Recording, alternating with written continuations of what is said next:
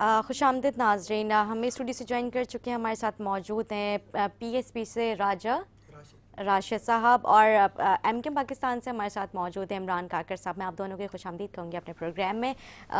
سب سے پہلے تو میں راجہ صاحب آپ کی طرف آؤں گی۔ ساری سچویشن آپ کے سامنے ہے، بڑھتی ہوئی مہنگائی، کل پھر سے آپ نے دیکھ لیا کہ 30 روپے فی لیٹر پھر سے پیٹرول مہنگا کر دیا گیا۔ اس کا رد عمل رات 12 بجے سے پہلے آپ کے سامنے آ چکا تھا، کس قدر لمبی لمبی لائنیں تھیں، لوگ اپنے 30 روپے بچانے کے لیے اپنے 30 سے زیادہ کا پیٹرول ضائع کر رہے تھے پیٹرول پمپ میں، جو لمبی لمبی لائنیں لگی ہوئی تھیں۔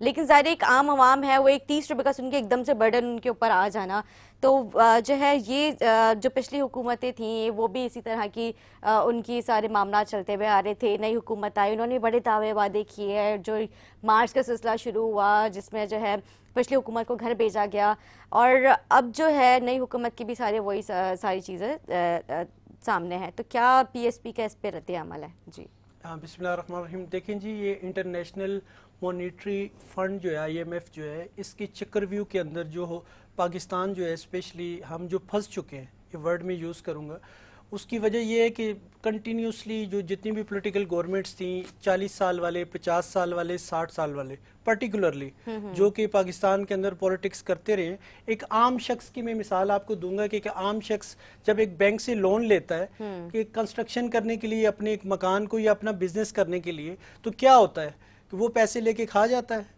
اگر وہ پیسے لے کے کھا جائے گا تو ظاہر ہے اس کو 5 سال 10 سال تک وہ جو ان کا جو انٹرسٹ ہے وہ اس کو پے کرنا ہے، یا اپنی وہ کوئی جگہ لے لے گا، بنا نہیں سکے گا، اس کو صحیح طریقے سے مینیج نہیں کرے گا، تو کیا ہوگا، وہ بعد میں فورفیٹ ہو جائے گی وہ پراپرٹی۔ تو سیم ایڈنٹیکل سچویشن جو ہے وہ پاکستان کے ساتھ ہو رہی ہے۔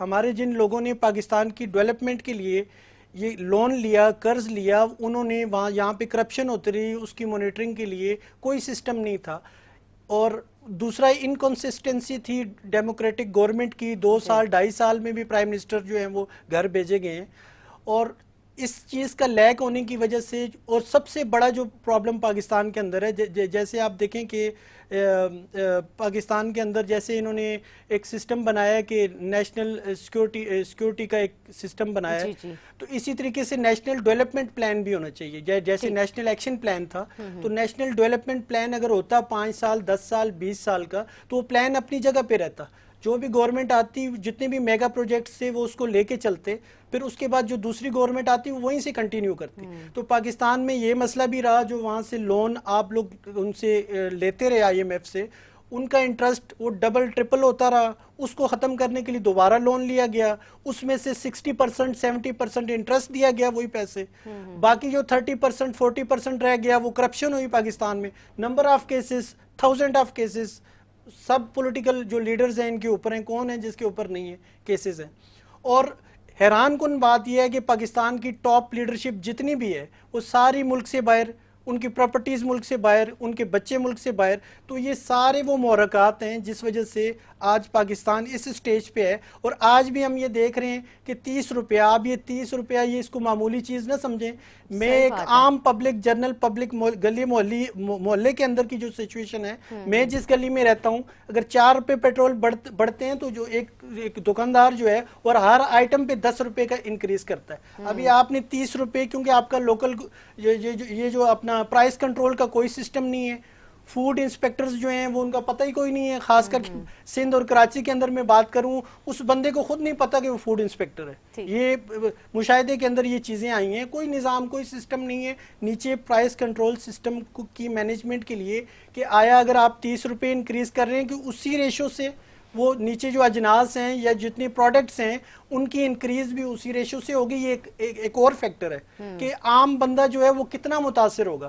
اگر آپ یہ کر کے فرض کریں IMF آپ کو پیسے دے رہا ہے، ٹھیک ہے، آپ سیٹسفائیڈ ہیں کہ 6 مہینے آپ کے گزر جائیں گے، 1 سال گزر جائے گا، وہ لوگ کبھی بھی مت بھولیں جنہوں نے پاکستان کو اس نیچ تک پہنچائے گا کہ پبلک کے ہاتھ ان کی گردن تک نہیں پہنچیں گے۔ آپ کے پاس ایک اربوں روپیہ پڑا ہے، آپ سیٹسفائی ہیں کہ 30 روپے مہنگائی سے آپ کو کوئی فرق نہیں پڑے گا۔ وہ وقت دور نہیں ہے جب یہی پبلک، جب یہ ان کو روزی روٹی کی، ان کو یہ جب مسئلے مسائل زیادہ بڑھیں گے، لوگ کیا کریں گے؟ ان کے پاس کیا آپشن؟ سری لنکا میں دیکھیں انہوں نے پولیٹیشنز کے ساتھ کیا کیا۔ تو یہ فار دا ٹائم بینگ آپ ایک جو معیشت کو ایک پنچر لگانے والی بات ہے، परमानेंट इसका हल क्या है। पाक सरजमीन पार्टी आपको एक परमानेंट इसका वे हम बताते हैं, क्योंकि हम सिर्फ क्रिटिसाइज के ऊपर बिलीव नहीं करते। सही। उसका परमानेंट हल ये है कि पाकिस्तान की जो एक्सपोर्ट्स हैं वो बाय डिज़ाइन ख़त्म की गई हैं। अच्छा। उसके मुरक़ात क्या थे? सबसे बड़ा जो क्राइसिस था आपका एनर्जी क्राइसिस क्रिएट किया गया। आपने गैस के ज़खायर क्यों नहीं दरियाफ्त किए? दुनिया की सबसे ज़्यादा मादनियात आपकी बलूचिस्तान में, हमारे काकड़ साहब मौजूद हैं, ये इस पे रोशनी डालेंगे, क्यों नहीं उनको जो है दरियाफ्त किया गया? उसके अलावा वाटर रिसोर्सेज, दुनिया के सबसे ज़्यादा वाटर रिसोर्सेज गिलगित बल्तिस्तान के अंदर जो ग्लेशियर्स हैं, क्यों नहीं डैम बनाए? आप कंपेयर करें पड़ोसी मुल्क के साथ, इंडिया के साथ, उन्होंने 75 साल में कितने डैम बनाए, आपने कितने डैम बनाए? तो एनर्जी क्राइसिस, जो बिजली का और पानी की जो क्राइसिस है, साथ ये गैस का क्राइसिस, ये वजह बना आपकी जितनी भी एक्सपोर्ट्स थी, इंडस्ट्रीज बंद हो गई। हैरान कुन बात है, आप गैस से बिजली बना रहे हैं, whether that make any sense? कि आप ये जो हमारे जो लोग बैठे हुए थिंक टैंक, तो ये तो मुझे खाली टैंक नजर आ रहे हैं, कोई थिंक टैंक वाला तो कोई चक्कर ही नहीं है कि कोई बंदा गैस से बिजली बनाएगा। बिल्कुल। आपके पास विंड रिसोर्सेज, आप कराची से लेके इंटीरियर सिंध तक ये पूरा आपका पैनल है विंड इसका एनर्जी का, उसके ऊपर आपने सोलर एनर्जी पे कितना काम किया। तो आज अगर जाके कोई डेमो के ऊपर कुछ फॉर द टाइम बीइंग कोई काम होने लगा है, वो कोई 28 में पूरा होगा कि तब तक तो उसकी वजह ये बना है। ये मसले पूरा होता हुआ नजर आएगा आपको यहाँ पे K4 मंसूबा तो पूरा अभी तक मुकम्मल ही नजर ये क्या होगा, ये किस सियासत के बेंच चढ़ेगा, क्या मामलात होंगे। और उसके बाद इनसिक्योरिटी एंड फियर पाकिस्तान के अंदर क्रिएट किया गया, टेररिज्म था, जिस वजह से बहुत सारे लोग इंडस्ट्रीज फैक्ट्रीज बंद करके, हमारे मुल्क में एक सुई धागा भी जो था वो चाइना से इंपोर्ट किया जाता है। तो हम जब सारी चीजें इंपोर्ट करेंगे और एक्सपोर्ट हमारी खत्म हो जाएगी, तो हमारा जो वैल्यू है रुपए की वो तो डिक्रीज होगा, गिरेगा। तो हमारे जितने भी पॉलिटिकल पार्टीज थी जो गवर्नमेंट में 40, 50, 60 साल, भाई क्या किया आपने? ये तो आपका रिजल्ट है, 60 साल का रिजल्ट था। तो हर किसी को पता है, मैं कोई इकोनॉमिक एक्सपर्ट नहीं हूँ, मुझे भी पता है कि अगर मैं ज्यादा चीजें बाहर भेजूंगा तो मेरी इकोनॉमी ऊपर जाएगी। सही बात तो है, सिंपल सी बात थी। बिल्कुल बिल्कुल। इमरान काकर साहब, अभी राजा साहब ने भी यही जिक्र किया कि पिछली हुकूमतों ने क्या किया। 4.25 साल जो है आप लोग भी हिस्सा रहे खान साहब की हुकूमत का, अब आप लोग नई हुकूमत PDM का भी हिस्सा रहे। तो इस बढ़ती महंगाई के लिए MQ ने अब तक क्या किया? अच्छा, पहली बात तो ये है निदा साहिबा कि अगर हम पस मंज़र में जाए कि पाकिस्तान यहाँ तक पहुँचा क्यों, तो आप देखिए कि 1977 के बाद आज तक इस मुल्क को जमहूरी हुकूमत के नाम पर ख़ानदानी हुकूमत मिली है। ये बहुत बड़ा अलमिया है कि हमारे फैसले जो है वो एक बैठक या एक मेहमान खाने तक महदूद रहे, जिसकी वजह से मुल्क की सतह जो आम आदमी है, जो आम इंजीनियर है, जो आम डॉक्टर है, जो आम लॉयर है, जो आम डेवलपर है, उसकी जो सोच थी वो पाकिस्तान पे इम्प्लीमेंट ना हो सकी, पहली बात। दूसरी बात ये है कि जहाँ तक ये महंगाई की बात है, जब खान साहब ने इलेक्शन जीता तो वो आए कि हम तब्दीली लाना चाहते हैं और आम लोगों को रिलीफ देना चाहते हैं। और MQM की एक रिवायत रही है कि MQM इसीलिए जो है तमाम जमातों को बुरी लगती है कि MQM ख़ानदानी सियासत की बजाय आम आदमी की सियासत को तरजीह देती है। तो MQM के सरबरा हमारे कन्वीनर डॉक्टर खालिद मकबूल सिद्दीकी ने इससे पहले शहबाज शरीफ से मुलाकात में 2 टोक कहा था कि आप जो है वो पेट्रोलियम मसनूआत की कीमतें ना बढ़ाएं, और अगर आप ये कीमतें बढ़ाएंगे तो आप आम आदमी को इसमें रिलीफ दें। ये आपने भी देखा होगा। उसके बाद आज जब पेट्रोलियम कीमतें बढ़ी है, तब भी कल हमारी पार्टी पॉलिसी के बयान पर फैसल सब्जवारी ने पार्लियामेंट के मुश्तरका इजलास से खिताब करते हुआ कि भाई आम आदमी को इसमें रिलीफ लाजमी है। ये एक अलमिया है कि इस मुल्क में आम पाकिस्तानी जो है वो 2 तबकात में तकसीम हो गया। एक वो तबका है जो आज ऊपर से ऊपर तक चला गया है, जिसने इस आवाम का खून चूसा है, और दूसरा तबका निदा साहिबा हम और आप वो लोग हैं जो दोपहर और शाम का कमा के उसी पे खुश और शुक्र अदा करते हैं। तो जहाँ तक MQM का किरदार है, हमने पाकिस्तान तहरीक इंसाफ के साथ जब हमने इत्तेहाद किया तो हमने उनको यही किया कि आप आम आदमी को रिलीफ दे। आप चाहे हमारे तहरीक इंसाफ से मुआहिदा देख लें, उसमें आम आदमी के हवाले से जहाँ पे हम स्टेक होल्डर थे या जहाँ हमें वोट मिला था, वहाँ के आम आदमी के हुकूक की हमने बात की थी। ये एक बहुत बड़ी बदकिस्मती और या अलमिया है कि इस शहर के लिए हमारे तवज्जुह से 12 पैकेजेस का ऐलान हुआ, लेकिन वो पैकेजेस पे अमल न दरामद न करवाना, चूँकि वो जमात हमसे अक्सरियत में बड़ी थी, वो बरसर इक़्तिदार थी, हमने 12 उनसे रिक्वेस्ट की تو یہ جو چند خاندان ہے جنہوں نے ہمیشہ ایک جماعت سے دوسری جماعت، دوسری جماعت سے تیسری جماعت کی صورت میں، یا پارٹی کے سربراہ باپ دادا بیٹا بیٹی اس کی صورت میں جو اس ملک پہ بادشاہت کی ہے، تو انہوں نے ملک کی پالیسی کی بجائے اپنے خاندانوں کی پالیسی کو مضبوط کرنے کے لیے جو اقدامات کیے، اس وجہ سے میرے بھائی کی بات سے میں اتفاق کرتا ہوں کہ ہم دن بدن IMF کے قرضوں کے نیچے ٹھیک ہے جا رہے ہیں۔ عمران صاحب، میں ایک چھوٹے سا بریک لوں گی، پھر بریک کے بعد ہم یہیں سے کنٹینیو کریں گے. ایک چھوٹا سا بریک لیتے ہیں، بریک کے بعد واپس آتے ہیں ہمارے ساتھ.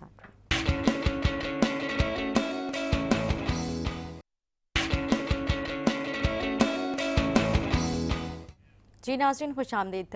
بریک سے پہلے گفتگو چل رہی تھی، لیکن بریک کے بعد جو ہے اب ہمارے رپورٹر عمران میزان نے جو پیکج تیار کیا ہے، جو رپورٹ تیار کی ہے، عوام کا کیا رد عمل ہے اس بڑھتی ہوئی مہنگائی کے حوالے سے، میں نے پیکج کہہ دیا، جو رپورٹ ہے، جو جس طرح سے عوام کا جو رد عمل ہے جو سامنے آ رہا ہے، عمران میزان سے جاننے کی کوشش کرتے ہیں. جی عمران. جی عمران، عوام کا کس طرح کا رد عمل ہے بڑھتی ہوئی مہنگائی کو لے کے؟ پھر سے پیٹرول کی جو پرائسز ہیں ان میں انکریزمنٹ کر دی، 30 روپے فی لیٹر پھر سے پیٹرول مہنگا کر دیا ہے.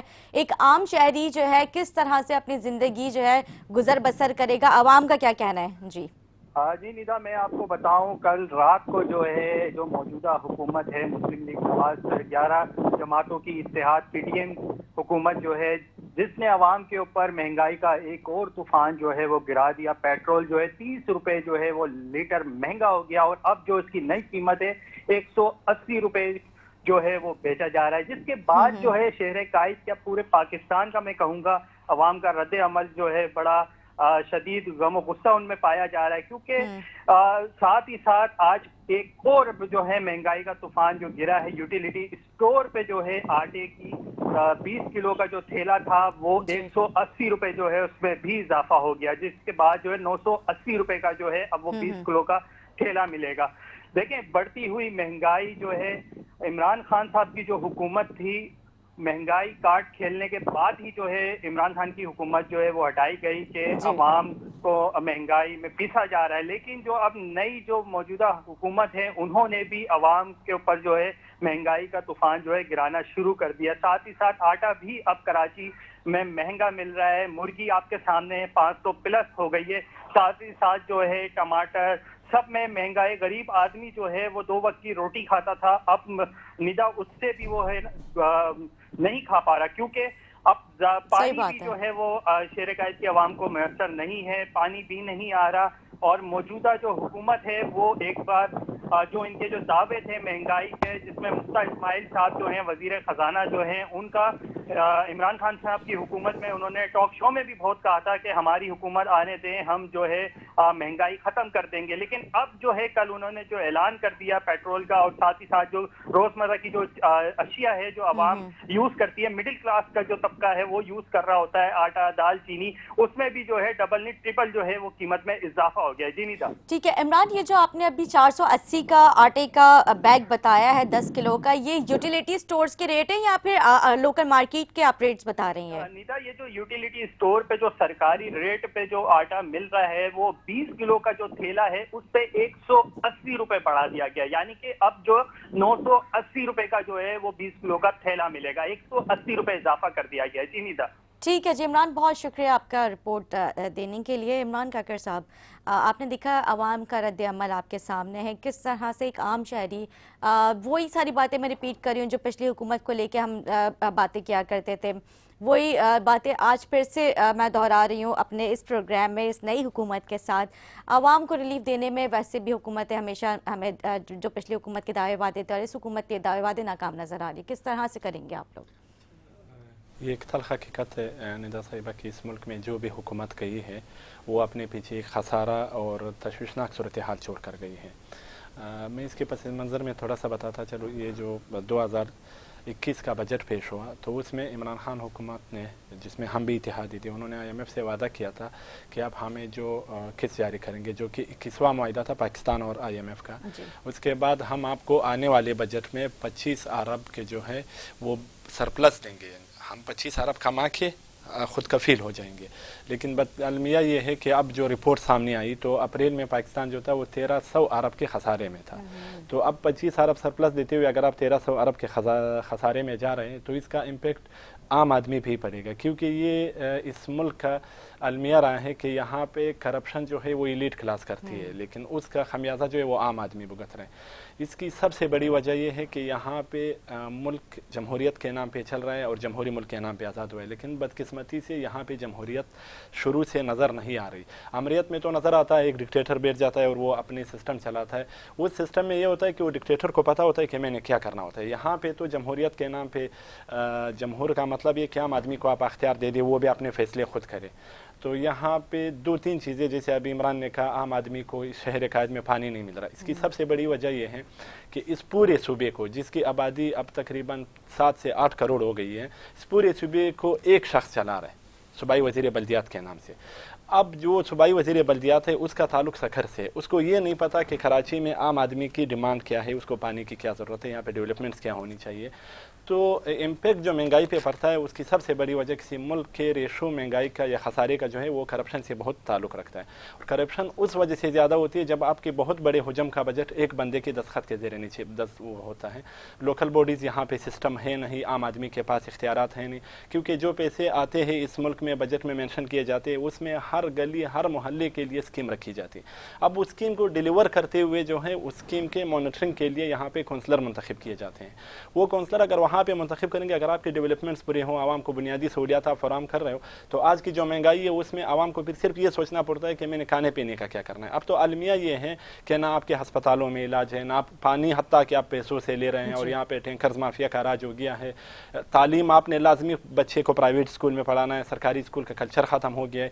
اس کی سب سے بڑی وجہ کیا ہے, عوام پر برڈن اس لیے بڑھ رہا ہے کہ عوام صرف کھانے پینے کے علاوہ وہ ضروریات جو وہ ٹیکس دیتے ہیں گورنمنٹ کو کہ یہ آپ کے ذمہ ہے, آپ نے مجھے دینے, وہ بھی عوام کو خود کرنے پڑ رہے ہیں. لیکن سرکاری, اب بھی آپ نے اسکول کی بات کی کہ وہ کنسپٹ ختم ہوتا جا رہا ہے, تو اس میں ہمارے سسٹم کی غفلت ہے نا. سسٹم میں وہی بتا رہا ہوں. ہمارے صوبائی وزیر تعلیم ہے اس وقت جو صوبائی وزیر تعلیم سندھ ہے, میں اگر وہ جتنا بھی مخلص ہو وہ صرف کراچی کے اسکولوں کا دورہ 5 سال میں نہیں کر سکتا, اگر وہ مخلص بھی ہو, جو کہ وہ نہیں ہے. دوسری بات ہے, اگر آپ بجٹ دیکھیں اس ملک میں تعلیم, صحت اور اس کے لیے جو ہے پانی کے لیے بہت خطیر بجٹ رکھا جاتا ہے, لیکن اس کی سب سے بڑے المیہ ہے کہ ایک شخص جو کہ ہمیں اس کے مینڈیٹ پہ اعتراض نہیں ہے, ہمیں اس کے اختیارات پہ اعتراض ہے.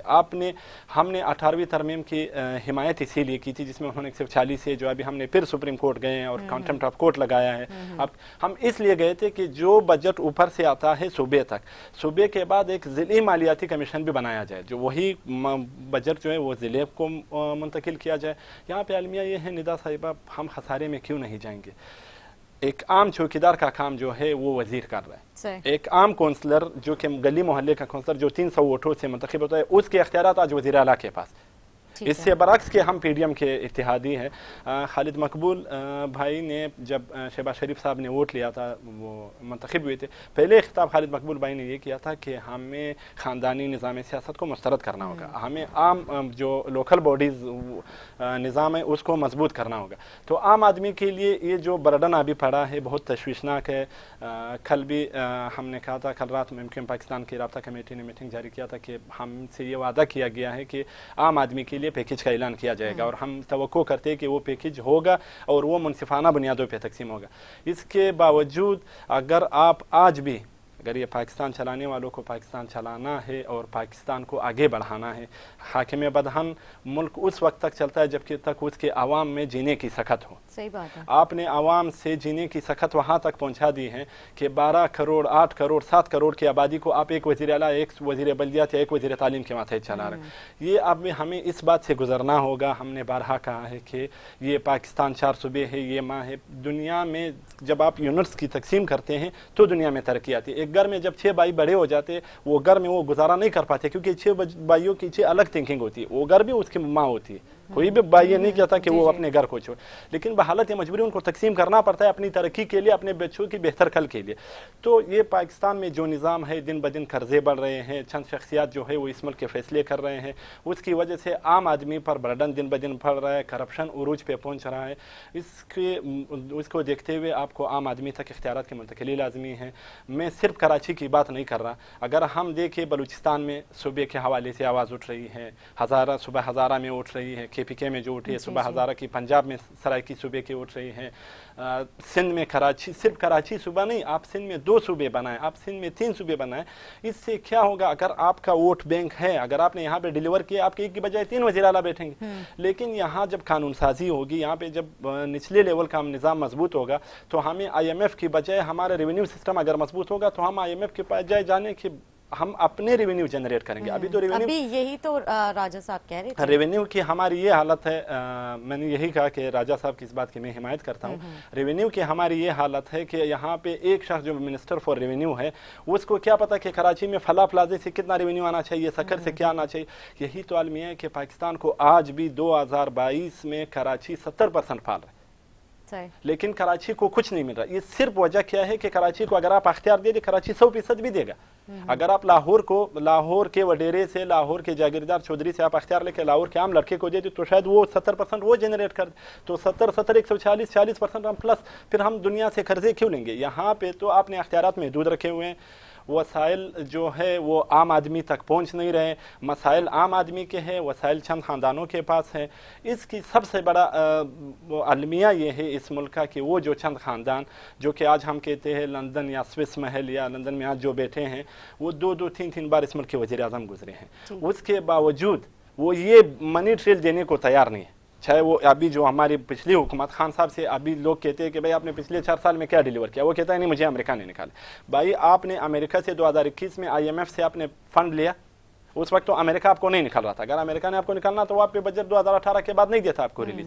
تو گزارش ہے، ہم نے ہمیشہ عوام کو جھوٹے پروپیگنڈے سے گمراہ کیا ہے. اب یہاں پہ حقیقت پسندی کا مظاہرہ کرنا چاہیے. آپ المیہ دیکھیں کہ یہاں پہ کراچی کا نوجوان 5000 نوجوانوں نے ٹیسٹ دیے. ان کو صرف اس لیے نہیں رکھا جا رہا کہ آپ کے پاس ایک سرٹیفکیٹ ہے جو آپ کو صوبائی حکومت جاری کرے گی، اس کے بعد ہم آپ کو رکھیں گے. ٹیسٹ بھی کلیئر ہے، انٹرویو بھی کلیئر. اس سے احساس محرومی بڑھ رہا ہے. DG رینجر صاحب کا میں بیان دیکھ رہا تھا کہ کوٹا سسٹم ختم کرنا چاہیے. آپ کوٹا سسٹم ختم نہ کریں، جس ایریے پر آپ نے 40% رکھا ہے اس کو الگ صوبہ بنائیں.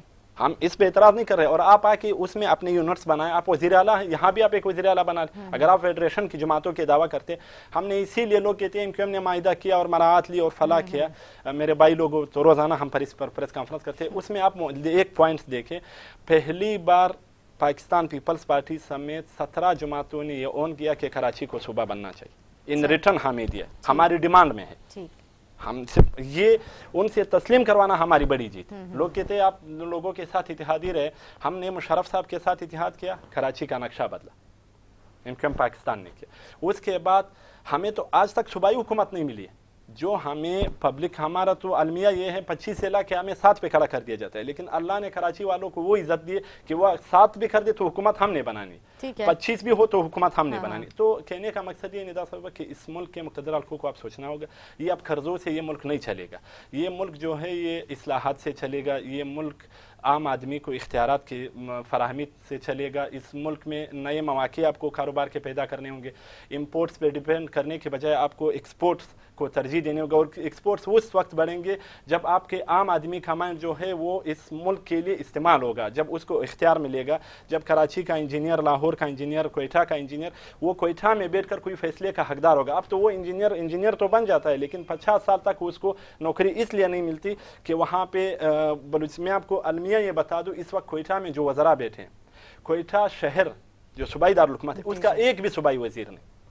کراچی شہر اس کا ایک بھی صوبائی وزیر نہیں. ایک المیہ آپ دیکھ لیں. اب آپ ان شہروں سے ریونیو جنریشن کی توقع کرتے ہیں، کیا جنریشن ہوگی؟ जनरेशन उस वक्त होगी जब आप उनको अख्तियार देंगे। तो कहने का मकसद ये है निदा साहिबा कि हमें अब इस मुल्क के लिए फैसले करने होंगे और तमाम जमातों को सियासी आज़ादी देनी होगी। उन लोगों को आपको उनको आशीर्वाद नहीं देना होगा जो आपकी मर्जी के लोग, भी फैसले करने होंगे। अभी तो फैसला किया क्यों नहीं है? अर्ज कर रहा हूं इतना टाइम गुजर चुका है, अब तो फैसला हो जाना चाहिए था। अर्ज ये कर रहा हूँ आपको, हमारी कुछ मजबूरियां हैं। हमने पहले बल्कि बारहा कहा है कि हम तो अगर किसी जमात से निकलने की कोशिश करते हैं हमारे बंदे उठा लिए जाते हैं, हम पे केसेस बना लिए जाते हैं। और मेरे भाई ने कहा कि सारे बड़े सियासी लीडरान पे केसेस है। मुझे ये एजाज हासिल है कि मैं जिस कन्वीनर के साथ काम कर रहा हूँ वो जो अगर उसके जूते पर जाए, ये मैं नहीं कह रहा, ये वो शख्स कह रहा है जो पाकिस्तान का 2 बार वफाकी वज़ीर क़ानून गुजरा है, कि वो जूते बनवाता है। और मैं आपको एक वाक़या इस हवाले से सुना दूं कि इस मुल्क को इस तरह के लोगों की ज़रूरत है। डॉक्टर खालिद मकबूल सिद्दीकी भाई कोयटा आए थे विजिट पे, मैं इस चीज़ का गवाह हूँ कि उसके जूते फट गए तो उसने 2 से 3 बार ये पूछा कि मुझे ये जूते इस चीज़ पे लेने चाहिए। उसकी वजह क्या कि उसके माइंड में करप्शन नहीं। अच्छा। आप मुझे खालिद मकबूल भाई का बेटे का नाम बताए, आपको नहीं पता होगा। आप उसके घर का नाम पता है, मुझे नहीं पता होगा। उसकी वजह कि हालांकि वो एक पार्टी के सरबराह है, ये 5वीं बार वो कौमी असम्बली के मेंबर मुंतखब हुए। तो पाकिस्तान के इस तरह की क़यादत की ज़रूरत है। हम तो ये नहीं कहते कि आप हमें ला के यहाँ पे इस मुल्क पे थोप दे जैसे आप हमेशा से करते आ रहे। आप हमें जो है सिर्फ सियासी आज़ादी दे दें। आप कहते हैं कि एमक्यूएम पीएसपी का एक दावा है कि एमक्यूएम एक लिसानी जमात है, इसके बरक्स के मैं 1996 से एमक्यूएम पाकिस्तान से वाबस्ता हूं। सियासी आज़ादी तो आप लोगों के पास थी, अब थोड़ी बहुत पाबंदियां लगी है, वरना तो इससे पहले आज़ादी थी। कराची शहर पे राज करती थी। 27 मई 2022 है, 27 मई 1990 को हमारे लोगों पे ऑपरेशन किया गया, हमारे सैकड़ों नौजवान शहीद किए गए और हमें उनका जनाजा पढ़ने का, हमारे खवातीन ने उनके जनाजे उठाए और हमारी अलमिया ये था कि हमें उनको कब्रिस्तान ले जाने की इजाज़त नहीं दी गई। आज सानिया पक्का कला है, हमने उनको वहां दफन किया जहां उनको शहीद किया गया। ये 90s में हमारी सियासी आज़ादी थी। 92 में हमारे 19,000 लोग, जिस पे जनरल रिटायर्ड आसिफ बेग ने 2007 में माफ़ी मांगी कि जिनापुर का कोई नक्शा नहीं था। ये 92 में हमारी सियासी आज़ादी थी। 2004 से 2008 तक अगर आप इसको सियासी आज़ादी लोकल बॉडीज़ इलेक्शन को कहते हो तो उस लोकल बॉडीज़ इलेक्शन में हमने डिलीवर भी किया है। हैदराबाद बना, कराची बना, जो हमें मैंडेट मिला था। हमें सियासी आज़ादी अगर ये 4 साल में दी गई तो हमने कोयटा में एक एरिया था मुस्तकिल जो कोयटा शहर से 300 किलोमीटर दूर, वहाँ हम रात को सीट जीत गए थे निदा साहिब आज के पीडीएम के मुकाबले में। सुबह आपको पता है यहाँ क्या होता है। तो हमें 4 साल सियासी आज़ादी दी गई। हम यहाँ पहुँचे, गिलगित आज़ाद कश्मीर में हमारा डिप्टी स्पीकर नाम मुंतखब हुआ। उसके बाद 2009 में ऑपरेशन शुरू हुआ। 2009 से लेकर आज तक हम तो आज कहते हैं कि सिर्फ हमारे जो लोग आप ले गए, अगर वो मुजरिम है उनको फांसी दे दी। इमरान खान साहब जब गवर्नमेंट में थे बोलते हैं मैं बाजियाब कराऊंगा, जब गवर्नमेंट से गए बोलते हैं वो उनके शक्ल दहशतगर्द की। अगर आप एक कौम की शक्ल दहशतगर्द कहोगे तो उस शख्स की सियासी सोच के बारे में आप क्या कहेंगे कि वो खुद सियासी बना है या उसको सियासी बनाया है? ठीक है जी, राशिद साहब। देखें जी, बात यह है कि सबसे इस वक्त प्राइम कंसिडरेशन जो है वो पब्लिक रिलीफ, जिसकी अभी गवर्नमेंट की तरफ से बातचीत जो है स्टार्ट कर दी गई है। इस मेन इशू को जो आज का जो प्राइम इशू है आजकल का, कि वो पब्लिक रिलीफ के ऊपर ये बात कर रहे हैं कि आप पब्लिक रिलीफ देंगे कैसे जब आपके पास कोई मैकेनिज़्म नहीं है, प्राइस कंट्रोल सिस्टम का कोई मैकेनिज़्म नहीं है।